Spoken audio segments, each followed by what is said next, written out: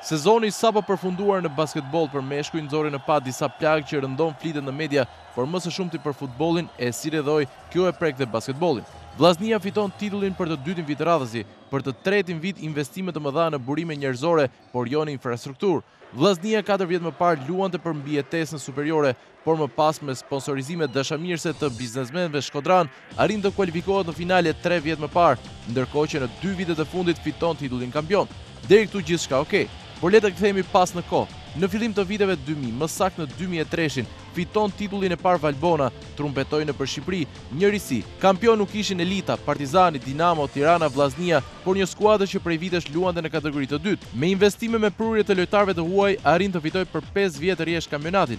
Në 2008 i fundit, ku në skuadër gjendeshin jo pak por 6 lojtarë të huaj, gjysma e ekipit, një luks për realitetin shqiptar.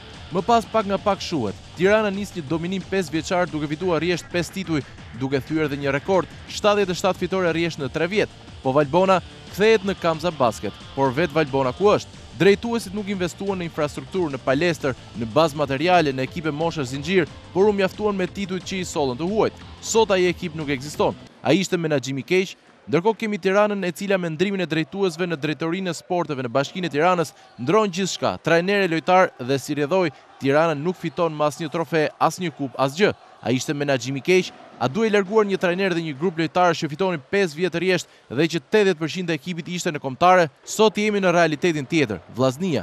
3 vjet investime me të huaj, tifoz, fishek zjarre, muzik, DJ, uniforma rrezëllitse, përfaqësi në Ballkan League, gjithçka e bukur. Çfarë do të ndodhi nesër? Ku do të jetë kjo Vllazni kur sponsorit të mërzitet me realitetin që hedh para pa marr asgjë mbrapsht, me shpenzime të mëdha me të huaj dhe me Ballkan Ligën? Sigur ai të tërhiqej.